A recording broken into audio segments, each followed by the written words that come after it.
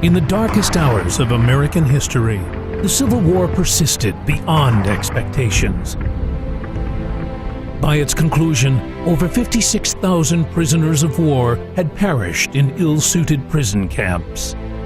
Plagued with malnutrition and disease, surviving POWs desperately boarded crowded steamboats for passage up the Mississippi and home.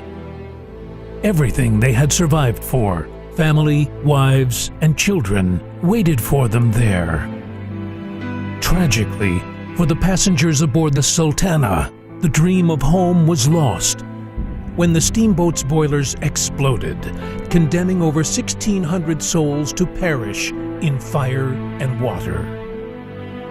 The largest maritime disaster in U.S. history. Sadly, what should have been headline news became a whisper and then a shadow in American history.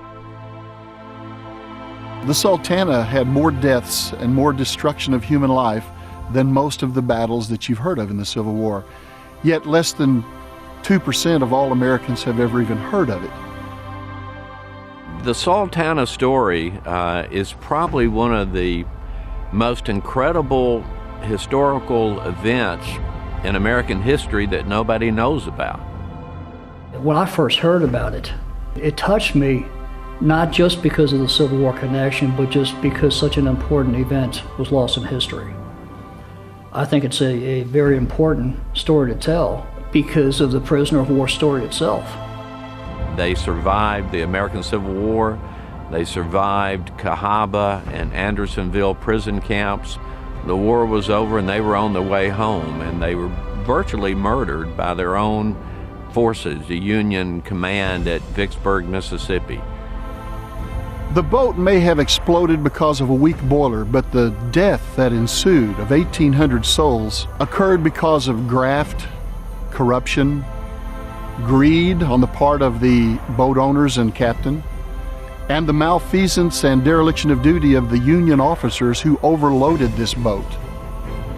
People who are involved in history, who love history, who teach history, who learn history, have an obligation to know this story and to help other people learn about the Sultana. Why a movie has not been made about this is beyond me. It has every element, the love story, conspiracy, the drama. You could not write a fictional account of a disaster that would be any more compelling than the true facts. This is a story that you need to know as an American. This is a story that everyone needs to know. It should go down in the annals with the great battles because of the humanity that was lost and the hope that was lost at the end of the Civil War. History remembers the famous and even the infamous, but history really doesn't remember the common man. And these were just common men going home after the war, and they just didn't make it. So many of them were emaciated after months in prison, and many of them were burned and scalded, and they tried to get off, and they were fighting for the last scraps of lumber that they could find with the fire blossoming towards the sky.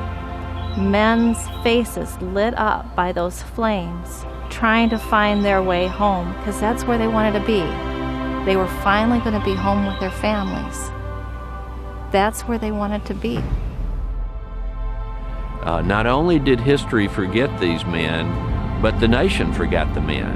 And they deserved better from the nation and from history. These are our own people. These were prisoners of war from, Andersonville and Cahaba, and I think they should be remembered. These men that died deserve their place in history. Much like the people that lost their lives at Gettysburg and Appomattox and Shiloh. This is actually the worst marine disaster in our country's history, and they deserve to be remembered. Because so many of them were lost, our memories are their only graves. Those voices of the 1,800 or so who died and the 500 to 600 who survived still cry out through their descendants for recognition. Sultana absolutely, positively needs to be commemorated and remembered, and it does need to be afforded its proper place in the history of the United States.